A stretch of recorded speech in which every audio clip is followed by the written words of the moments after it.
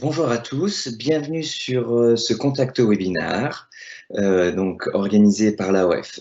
Nous avons mis en place ce webinar suite à de nombreuses questions remontées par les adhérents de l'AOF, puis les opticiens de manière plus générale concernant la contactologie dans le cadre de la pandémie sur le Covid-19. Nous nous sommes donc bien sûr interrogés sur comment répondre à ces interrogations de manière plus efficace possible.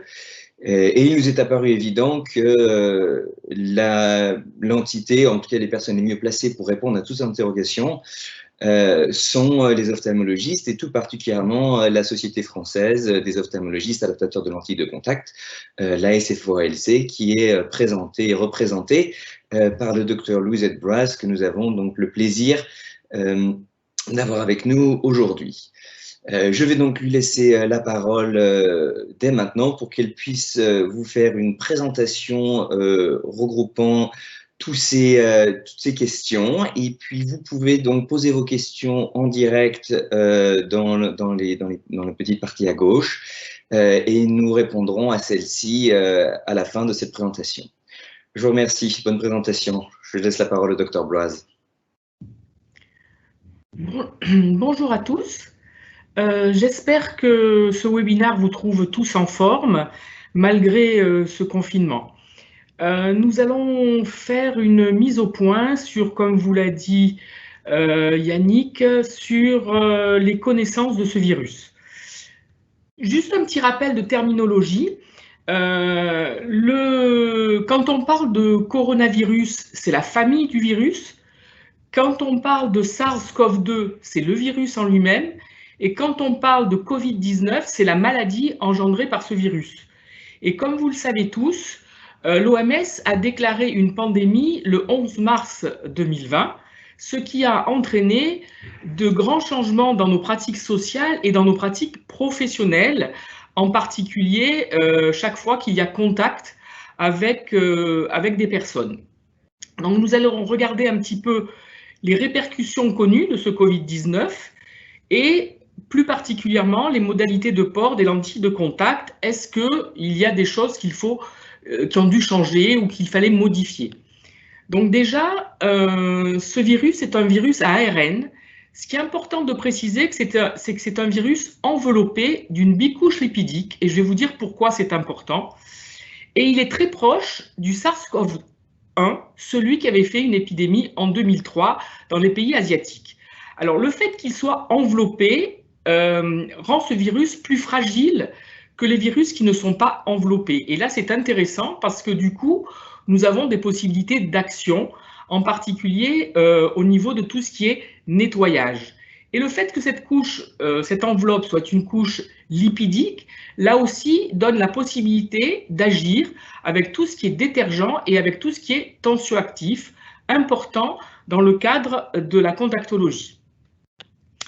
Ce Covid-19, cette maladie, son grand problème, c'est qu'elle est transmissible et elle se propage entre deux personnes qui sont proches, ce qui va entraîner des conséquences. Ces conséquences sont les règles sanitaires que vous connaissez et que l'on va juste répéter.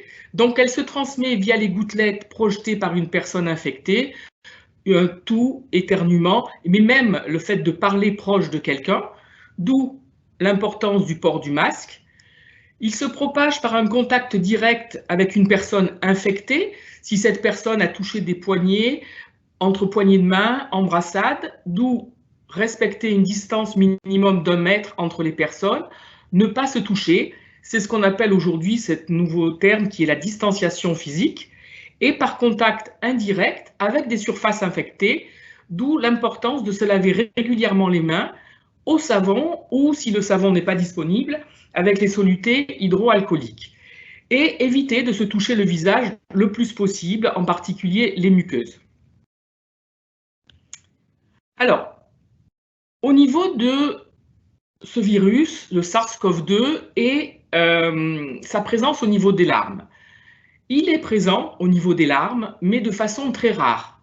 On a eu quelques études qui nous ont montré, par exemple, un cas d'analyse de PCR positive dans une étude chinoise sur 30 patients. Et sur une série à Singapour de 64 patients, on n'a retrouvé aucune présence virale chez des patients infectés au 3e et au 20e jour. Mais on ne peut pas dire qu'il est absent des larmes, il est présent dans les larmes, mais de façon rarissime. Et vous verrez qu'il faudra bien distinguer les patients qui sont symptomatiques, c'est-à-dire qui ont des signes de la maladie, de ceux qui n'ont aucun signe. Et là, effectivement, ce sont deux populations tout à fait différentes et qu'il faut considérer à part entière et différemment. La conjonctivite, elle a été retrouvée sur une étude en Chine avec un taux de 0,8% sur 1000 cas. Donc vous voyez qu'elle est très rare, cette conjonctivite. Et est-ce que je peux attraper la maladie par la voie conjonctivale? Ça, c'est peut-être. Aujourd'hui, ce qu'on sait, c'est que l'œil n'est pas l'organe préféré pour l'infection parce qu'on n'y trouve pas, au niveau de la surface oculaire, les récepteurs que ce virus aime bien, dans lequel il va pouvoir pénétrer pour se répliquer. Donc, vous voyez qu'à ces questions, présence dans les larmes, oui, mais rare. Et est-ce qu'on peut attraper la maladie par la voie conjonctivale? Aujourd'hui, avec les connaissances que nous avons, on peut répondre que peut-être. Mais une étude de l'American Ophthalmology, que je vous ai mis en dessous, dit que effectivement le risque de coronavirus est très faible au niveau des larmes. Donc, comme je vous disais tout à l'heure, on va distinguer les porteurs symptomatiques des asymptomatiques. Les symptomatiques sont les patients qui sont soit atteints de la maladie, soit suspects parce qu'ils présentent fièvre, toux, problèmes respiratoires et tous les signes fonctionnels que l'on vous décrit partout. Dans ce cadre-là, bien entendu, on arrête le port de lentilles et on adresse au médecin traitant ou au SAMU. Mais il faut bien savoir que quoi qu'il en soit, et indépendamment de la maladie Covid-19, tout porteur de lentilles doit s'abstenir de les mettre, et en particulier de faire un port nocturne, quelle que soit la maladie, et en particulier n'importe quelle maladie infectieuse. Donc aujourd'hui, ce Covid-19 ne change en rien l'attitude qu'il faut avoir en cas de pathologie. On ne porte pas ses lentilles lorsqu'on est malade. Et surtout, on jette les lentilles que l'on porte ainsi que les étuis, nous y reviendrons dessus. Donc, bien faire la différence, et toute l'importance est là, entre le patient, le porteur qui demande à mettre ses lentilles et qui est a priori, je dis bien a priori, sain, et celui qui a des signes. Celui qui a des signes, il sort complètement de tout ce discours, il ne met pas ses lentilles. Est-ce que cela modifie nos pratiques? Le port de lentilles, on est toujours chez quelqu'un qui est sain, reste toujours un moyen qui est sûr pour corriger la vision, mais bien entendu, toujours sous réserve d'une bonne utilisation et d'un bon usage. Bonne utilisation, c'est les respects des règles d'hygiène, le respect du type de renouvellement et le respect de l'entretien que nous allons revoir. Et comme je vous dis, ça c'est vrai, mais aujourd'hui, pendant la pandémie, comme hors pandémie, quand il y a n'importe quel problème ORL ou fièvre ou n'importe quoi, on ne porte pas ses lentilles et surtout on ne dort pas avec. Alors, les règles qu'on va voir, vous allez dire, j'insiste, on est sur des porteurs asymptomatiques. Donc, est-ce qu'un opticien doit continuer à délivrer les lentilles? Je dirais oui, mais surtout il le faut, parce que si l'opticien ne délivre pas les lentilles et ne délivre pas les produits à ces patients qui ne sont pas malades et ni suspects de la maladie, on risque d'aboutir à des complications par mésusage.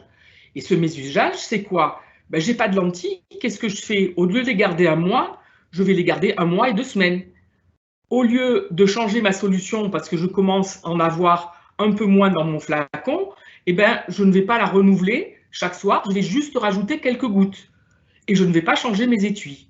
Et là, on a des complications qui sont les complications infectieuses et inflammatoires classiques de tous mes usages qui peut, il faut le savoir, aboutir malheureusement à des greffes de cornée. Donc, il est important que les patients, s'ils le souhaitent, puissent changer leurs lentilles les renouveler comme il faut, ainsi qu'obtenir leur solution d'entretien. Parce que dites-vous bien une chose, un porteur de lentilles, s'il veut mettre ses lentilles et qu'il ne veut pas mettre de lunettes, il fera tout pour garder ses lentilles. Et il faut qu'il puisse le faire dans de bonnes conditions.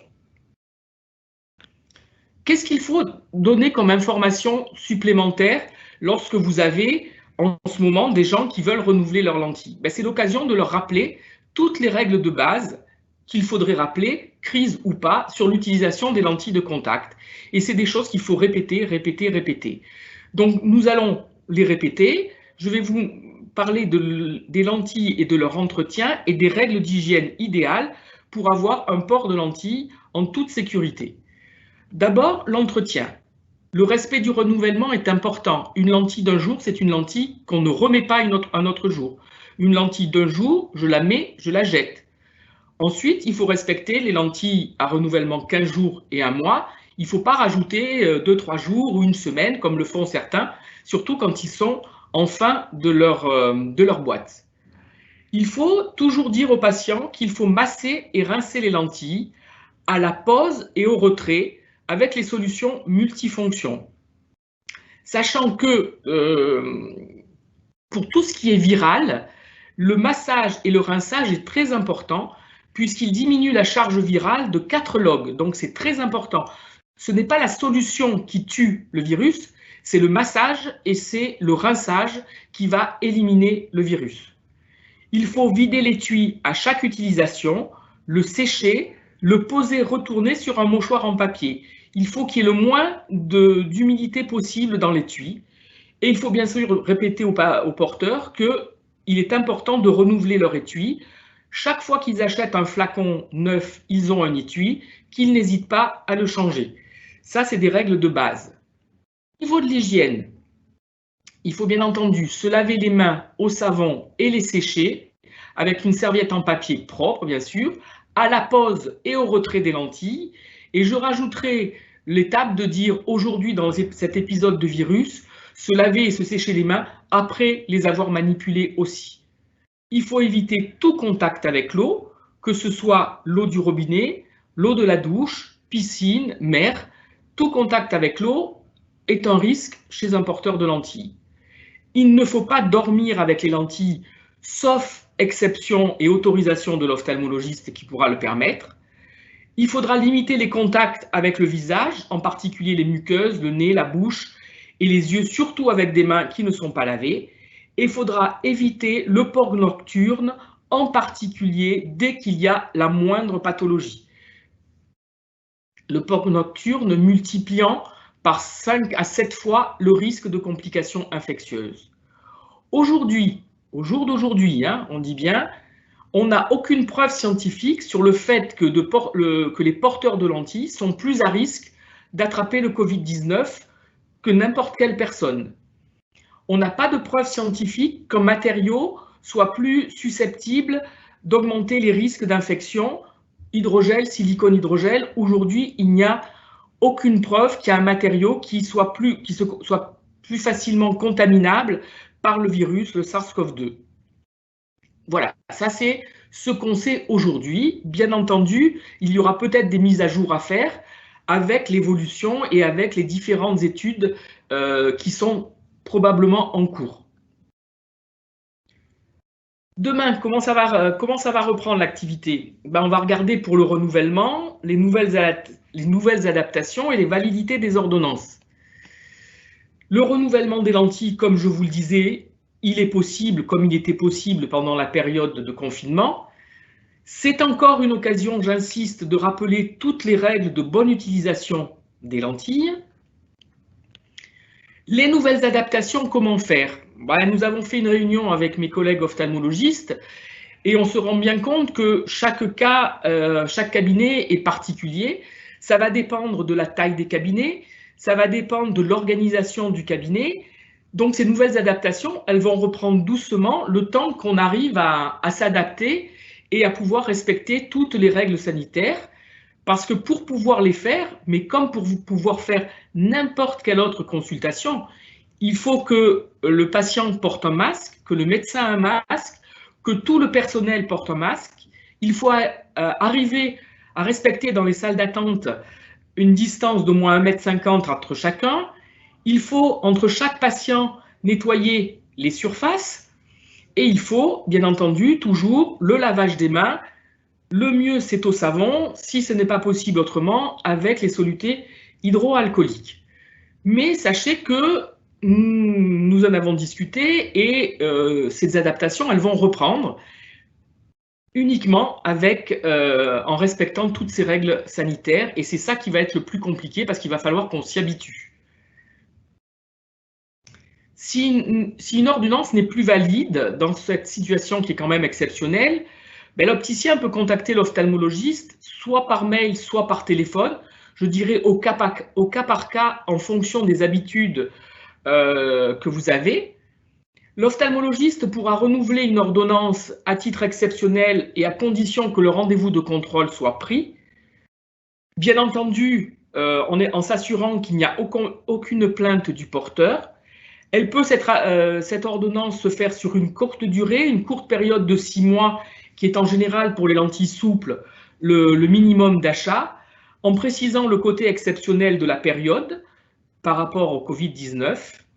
Mais au moindre doute, que ce soit l'opticien qui s'en rende compte ou que ce soit l'ophtalmologiste, toute baisse d'acuité visuelle, inconfort, rougeur, devra solliciter un rendez-vous auprès de l'ophtalmologiste, parce que ça, on ne peut pas le faire à distance. Toutes ces recommandations, elles peuvent être amenées à évoluer en fonction des connaissances, comme je vous disais, sur cette maladie. Je vous avoue que quand on s'est réunis, ça nous a paru assez difficile de redémarrer, mais tous ceux qui sont contactologues ont décidé de reprendre la contactologie. Mais je vous dis, doucement, et d'ici la fin mai, nous aurons pris l'habitude de consulter dans ces conditions. Et nous pourrons effectivement équiper des nouveaux porteurs. Voilà, je vous remercie de votre attention et vous pourrez revoir tout ça sur le portail du e-learning de l'AOF. Voilà, je suis à votre écoute s'il y a des questions. Eh ben, je vous remercie du coup, Dr Blois, pour ces questions. On en a déjà une petite sélection. On va commencer avec une question plus générale qui porte simplement sur la reprise d'activité des ophtalmologistes. Donc, il y a une personne qui s'interroge sur les consignes qui ont été données par la SFO dans ce cadre-là. Dans quelles conditions, à partir de quelle date l'activité va reprendre? Voilà, est-ce que vous avez des informations à partager? L'activité ophtalmologie classique peut reprendre à partir du 11 mai, mais bien entendu, pas dans les conditions comme on travaillait avant. Les plannings doivent être allégés aussi pour permettre cette distanciation sociale. Et ce 1,50 m entre chaque patient. Mais normalement, la reprise, c'est pour le 11 mai. Très bien, c'est parfait. Une deuxième question portait sur les patients qui souhaitent reprendre, enfin en tout cas qui veulent obtenir un premier équipement en lentilles. Peuvent-ils être adressés dès maintenant à un ophtalmologiste pour cette primo-adaptation ou doivent-ils attendre le 11 mai ou un peu plus tard? Eh bien, tout dépend de l'organisation des cabinets. Si les plannings sont ouverts, ils peuvent commencer à prendre rendez-vous, mais je vous avoue que ça ne sera pas le 11 mai. Parce que même moi, je commencerai à partir du 18. Je veux déjà faire une semaine pour voir comment ça se passe avant de reprendre. Mais le planning est ouvert pour pouvoir les prendre. Une des questions portait sur, et vous l'avez en partie couverte pendant la présentation, c'était du coup comment décontaminer correctement pour détruire le virus. Je pense que du coup, vous pouvez juste rappeler un petit peu ce que vous avez mentionné. Alors, si on utilise des solutions multifonctions, il faut insister sur le massage et le rinçage, bien entendu avec la solution d'entretien. On peut, ce qu'on sait, c'est que les solutions oxydantes sont efficaces. Elles sont efficaces à des taux plus légers que ce qu'on utilise. On utilise du peroxyde à 3%, à 0,5% déjà, ça neutralise. Donc, soit on fait passer, si on veut être entre guillemets, on peut faire passer les patients sur des solutions multifonctions. Il y a tout ce qui est povidone iodé aussi pour les lentilles souples qui est efficace sur le virus. Et pour les lentilles rigides et pour les décontaminations en cabinet, il y a tout ce qui est hypochlorite de sodium, c'est-à-dire entre guillemets le Ménilab, qui est efficace et qui est efficace en 1 minute à des taux plus faibles que ce qu'on utilise en contacto, puisqu'on utilise du 0,5% et on le laisse 5 minutes dedans. Donc ça, c'est pour ceux qui ont des boîtes d'essai que je dis ça, et en particulier dans les hôpitaux ou chez des opticiens qui font des adaptations de ce type.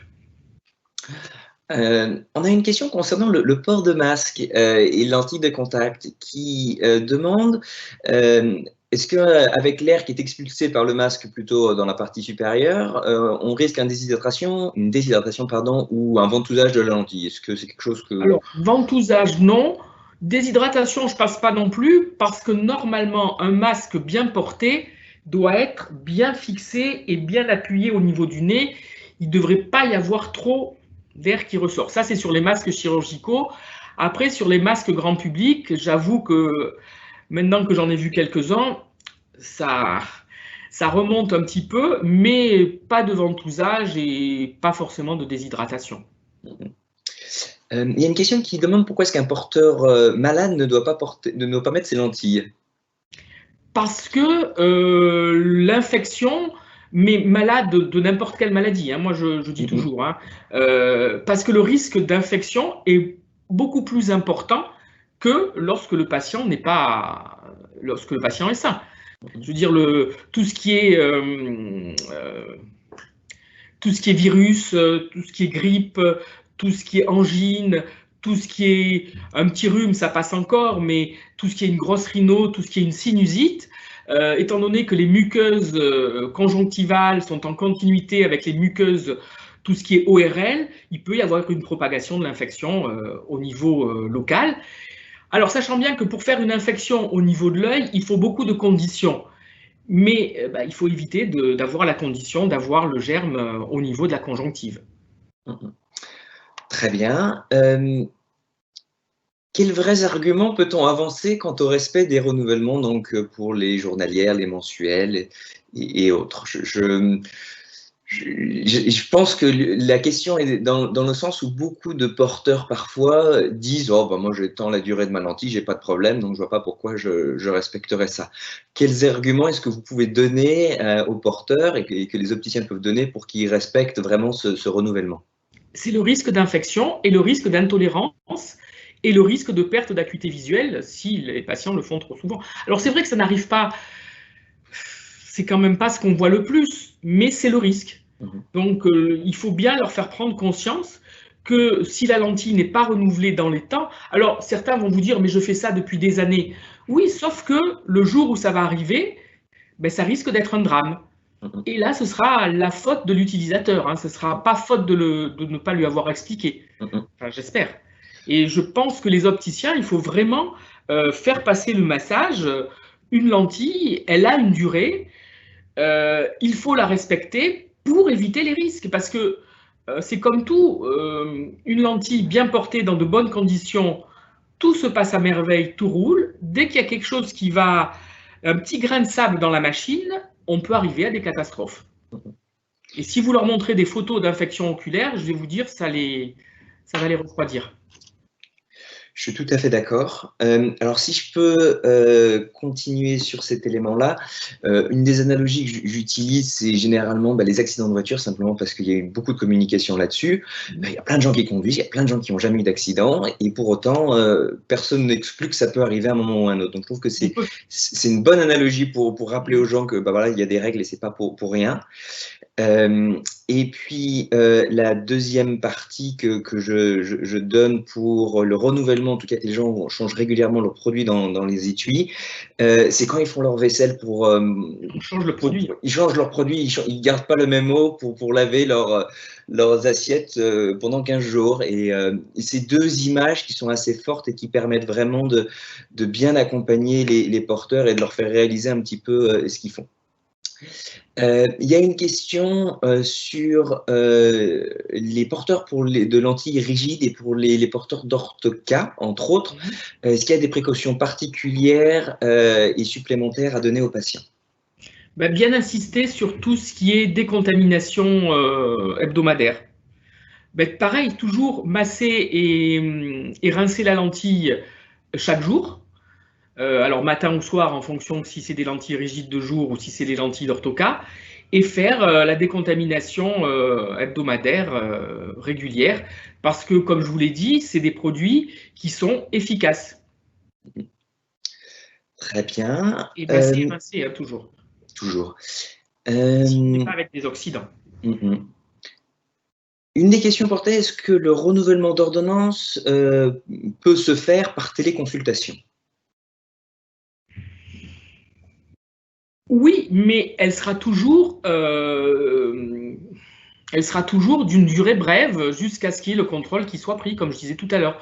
Que ce soit de la téléconsultation ou que ce soit par téléphone, je ne vois pas en quoi la téléconsultation pour un renouvellement d'ordonnance va changer quelque chose. À part si le patient veut nous montrer qu'il a l'œil rouge, mais à ce moment-là, on ne renouvellera pas l'ordonnance. La téléconsultation ne va rien apporter de plus que par téléphone. Tout à fait. D'autres questions portent sur la notion de comment respecter, dans la mesure du possible, la distanciation sociale quand on est amené à faire une adaptation ou à faire de l'apprentissage de pose et de retrait de lentilles de contact. Est-ce qu'il y a des recommandations à donner, des équipements de protection particuliers à porter? Est-ce que c'est possible? Voilà. Alors, des équipements de protection à porter, non. Moi, je pense que pour ceux qui doivent apprendre à manipuler, contrairement à mes habitudes, je pense qu'il faudrait que ces gens, on leur explique, qu'on leur montre avec des tutoriels éventuellement, mais qu'on essaye d'éviter de nous toucher les yeux. Qu'ils le fassent eux-mêmes. Après, bien entendu, c'est bien nettoyer les mains, tout ça, en respectant toutes les règles d'hygiène. Mais je pense qu'à ce moment-là, c'est ça qui va être le plus difficile. C'est voilà, c'est essayer de faire en sorte de leur montrer comment il faut faire, mais qu'ils le fassent eux-mêmes. Sachant que si on est amené à toucher leurs paupières, bah, il faudra se laver les mains, et se les laver pour leur poser et se les laver après leur avoir posé les lentilles. Mais dans la mesure du possible, si on peut faire en sorte, je sais que ça va être compliqué, mais si on peut faire en sorte qu'ils manipulent eux-mêmes, après c'est sûr qu'on va être dans la même pièce et qu'on n'a pas forcément des pièces qui font 20 mètres carrés pour faire les adaptations de lentilles. Mais bon, avec le port du masque, si on évite de se toucher, si les surfaces sont bien nettoyées, en fait, ça va être avec l'habitude qu'on va savoir comment on va faire.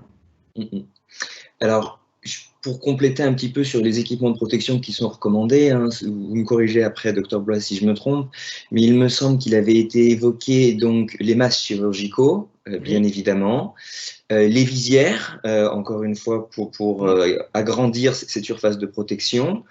Les gants ne sont pas forcément recommandés parce qu'il y a beaucoup de mésusages et on peut se sentir faussement protégé et les garder et après répandre le virus sur de très nombreuses surfaces. Donc, il est plutôt recommandé de se laver les mains très régulièrement ou d'utiliser les solutions hydroalcooliques. Mais au-delà de ces éléments de protection-là, il n'y a pas de choses particulières à mettre en place. Je crois que les ophtalmologistes, entre autres sur leur lampe à fente, ont mis des plaques de plexiglas, pour essayer de créer un peu de distance et de protection entre les patients, les porteurs et l'observateur ou le clinicien. C'est sur ce moment-là que nous sommes le plus proches des patients. Oui, c'est très clairement la posture la plus à risque. Il faut essayer de leur dire éventuellement, alors d'abord qu'ils mettent bien leur masque, parce que les patients ont tendance, lorsqu'ils s'installent à la lampe à fente, à enlever leur masque. Donc, il faut bien leur dire. Alors, c'est vrai que ce n'est pas très facile de s'appuyer sur la mentonnière, en particulier avec les masques grand public, mais il faut leur demander de le garder, de bien le mettre, pas le mettre en dessous du nez, mais au-dessus. Ils ont tendance à l'enlever. Et éventuellement, on essaye de ne pas trop parler pendant la lampe à fente et on parle quand on s'est éloigné du patient. Très bien. Alors, que je regarde un petit peu les questions, que je vous fasse quelque chose de synthétique quand même. Il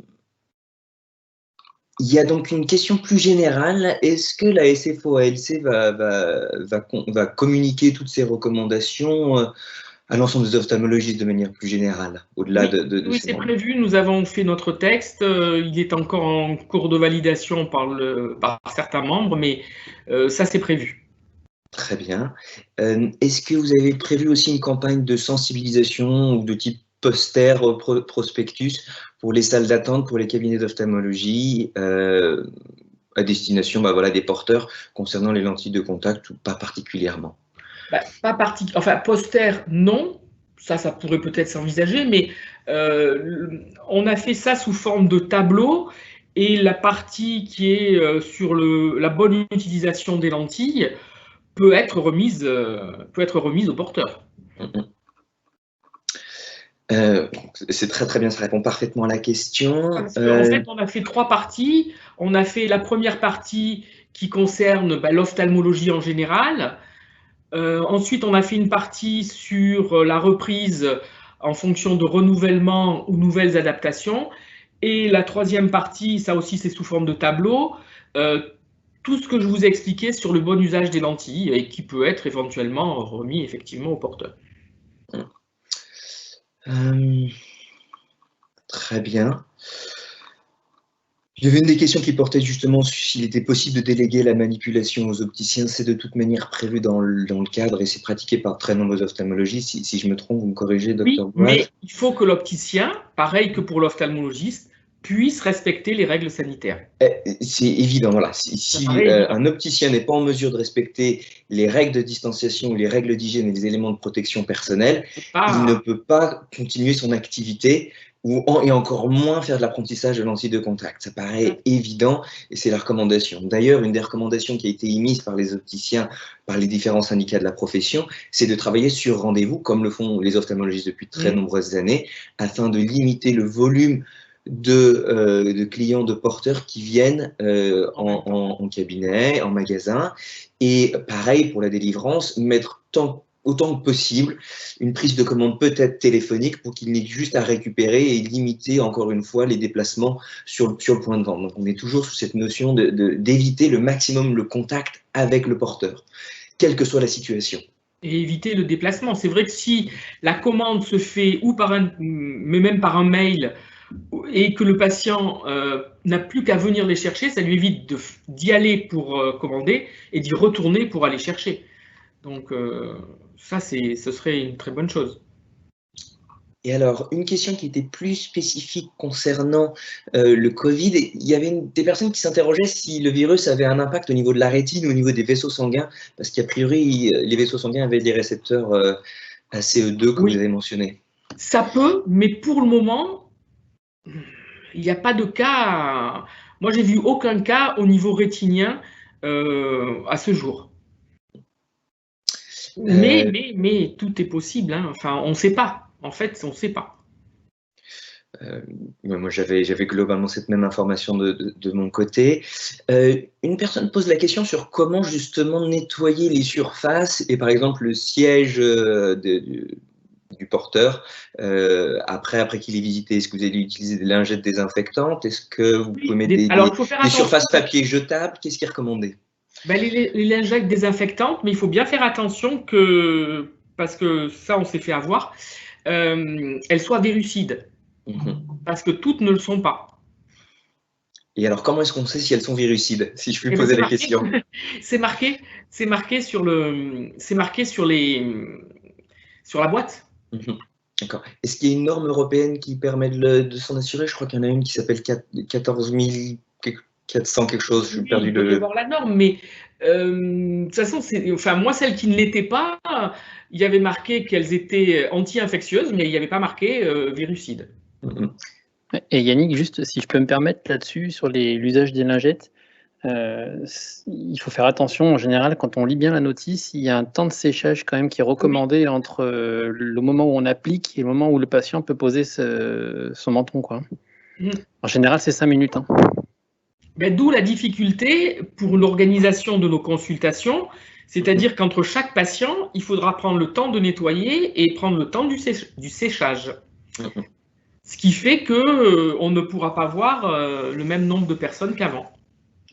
Il est certain qu'il y aura un fonctionnement ralenti pour tout le monde de ce côté-là, pour des raisons purement de protection et d'hygiène.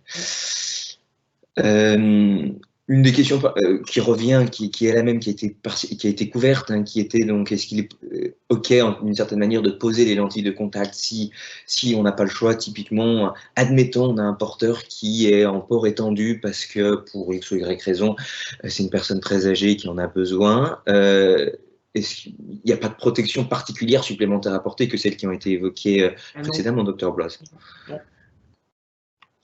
Très bien. Eh ben, je crois qu'on a fait le tour des questions. Arnaud, est-ce que on avait repéré d'autres que j'ai pu manquer? Oui, peut-être deux. Il y en avait une sur les produits d'entretien à utiliser. Est-ce qu'il vaut mieux rester sur du multifonction si les gens sont déjà sur ça, ou les faire passer sur de l'oxydant? Enfin, est-ce qu'il vaut mieux préconiser l'oxydant du coup pour la majorité des gens? Alors, pas forcément, parce que si on préconise l'oxydant, il faut bien leur expliquer l'utilisation de l'oxydant. Et des fois, si on ne les a pas en face, c'est pas toujours très facile de leur expliquer l'importance de l'étui et de la neutralisation. Mais pourquoi pas passer en oxydant? Mais s'ils sont en solution multifonction, comme je vous disais, insistez sur le massage et sur le rinçage de la lentille. D'accord. Il y avait une autre question qui était, enfin c'est un ensemble de questions, mais si je les résume, c'était globalement pour ce qui est moment, vous avez parlé évidemment de ne pas porter les lentilles la nuit. Il y a des gens du coup qui se sont interrogés sur l'orthoca. Est-ce qu'ils peuvent continuer tranquillement? Ça change? Non, mais c'est pas la même chose. C'est pas le même genre d'utilisation. Mais de toute façon, un porteur d'orthoca qui est malade doit arrêter son port d'orthoca. Ok. Et la dernière, ça allait un peu dans le même sens, mais c'était pour des ports un peu plus spécifiques, mais pour les lentilles sclérales, est-ce qu'il y a des recommandations différentes ou est-ce que ça change rien par rapport à d'habitude finalement? Enfin, ça change rien avec le respect de l'entretien de la lentille sclérale. Et bien penser à la décontaminer toutes les semaines, en plus du nettoyage journalier. Une question supplémentaire qui vient de m'être transmise concerne simplement les lentilles d'essai, les blisters. Comment est-ce qu'on gère éventuellement son stock de lentilles d'essai? Est-ce qu'il faut désinfecter le blister avant de l'ouvrir et de mettre la lentille? Et l'autre question aussi, est-ce que ces déchets-là doivent être traités de manière différente que ce qu'ils l'étaient auparavant?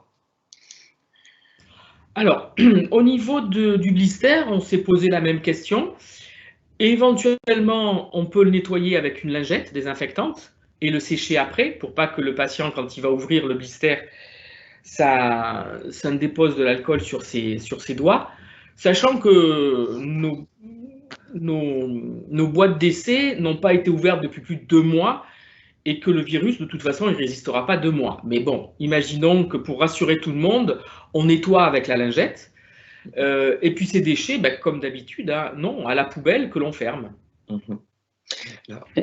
Pardon, vas-y Yannick. Non, j'allais dire que je crois, une des recommandations que j'ai pu voir de mon côté sur les déchets était de dire que, donc évidemment, tous les équipements de protection personnelle allaient dans une poubelle normale, mais par contre devaient être stockés 72 heures dans cette poubelle, et après, ce sac poubelle devait être mis dans un sac poubelle classique avant d'être jeté. Donc on ne le mettait pas directement à la poubelle et qu'il soit récupéré le lendemain. Il y avait une période d'isolation, si je puis dire. Il faut surtout bien fermer son sac poubelle, il y aura moins de risques. Et bien fermer aussi le sac poubelle, bien évidemment. Et je rebondis, il y a une question qu'on n'a pas abordée aussi. Il y a visiblement pas mal de laboratoires qui assistent au webinaire et qui demandaient un petit peu comment ça allait se passer pour les visites des représentants. Est-ce que vous les déportez, enfin les reportez plutôt? Est-ce que vous pensez les voir par téléphone? Est-ce que vous pensez les voir par mail? Enfin, est-ce que vous avez prévu quelque chose là-dessus ou pas? Pour le moment, on n'a rien prévu, sachant qu'en présentiel, c'est quelque chose qui va être compliqué, parce que si on essaye d'espacer les patients, c'est priorité aux patients, on ne va pas rajouter du monde en plus. Après, ça peut s'imaginer par téléphone ou par petite conférence, comme ça, comme un petit webinar, s'il y a besoin. C'est vrai que ça ne fait pas partie des choses que nous avons beaucoup évoquées. La seule chose qu'on a dite, c'est qu'effectivement, ça va être compliqué de se voir en présentiel, je pense, jusqu'au mois de septembre. Hein. Et ben du coup, je pense que sur ces... Pardon, Arnaud, tu dis. Je veux dire, on essaye d'espacer les patients, c'est pas pour rajouter du monde en plus. Donc, c'est vrai que pour les délégués, ça va pas être très facile. Oui. J'en ai juste une dernière, je suis désolé, qui vient d'arriver, si vous avez une seconde. Simplement, il y a des gens qui me demandent, dans le cas donc, de manipulation à lampe à fente, est-ce qu'on peut encore faire les retournements de paupières ou est-ce que clairement c'est des gestes techniques qu'il vaut mieux éviter en ce moment? Il faut essayer de les faire quand c'est vraiment indispensable. Et comme je vous disais pour la pose de la lentille, on se nettoie les mains sur le moment. Ça va plus vite avec le soluté hydroalcoolique. Et juste après l'avoir retourné. Moi, ça m'est arrivé ce matin, mais je ne pouvais pas faire autrement. Il y avait un corps étranger sous la paupière. Donc, peux pas, la personne qui vient, on ne peut pas la laisser comme ça. Donc, c'est compliqué. Il faut prendre toutes les précautions au niveau nettoyage des mains et au niveau nettoyage des instruments qu'on va utiliser, qui sont en général jetables. Mais pour les mains, il faut vraiment bien les nettoyer avant et après. Et du coup, je pense que sur cette dernière question, je veux vraiment vous remercier pour votre participation, votre disponibilité et puis d'avoir monté cette présentation. Il y a beaucoup de personnes qui nous ont aidés pour mettre tout ça en place et donc je les remercie infiniment. Ce webinaire sera accessible à tout le monde, on le mettra en public et pas uniquement pour les adhérents de l'AOF comparé aux autres webinaires que nous avons pu organiser.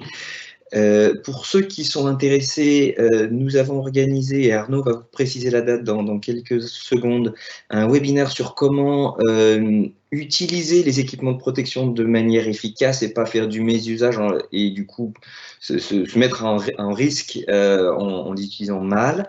Et donc celui-ci sera fait. Du coup, Arnaud, est-ce que tu peux nous donner l'information? Alors, je vais la date exacte, parce qu'il a fallu qu'on cale toutes les autres avant, donc je pense que ça sera après le 10 mai. On n'aura peut-être pas la possibilité de le faire avant. Donc, je n'ai pas la date exacte, mais en tout cas, ça sera un webinaire qui sera consacré à l'hygiène en général, les mesures, comment utiliser un masque, comment utiliser les gants, enfin bref, toutes les mesures classiques bien connues des infirmières, mais malheureusement peu connues encore dans notre domaine à nous. C'est sûr que de ce côté-là, le monde médical et infirmier a plus d'expérience. Et voilà, je vous remercie tous de votre participation et puis je vous souhaite une bonne fin de journée. Merci, au revoir. Je vous remercie pour cet échange. Au revoir. Merci, Dr. Joas.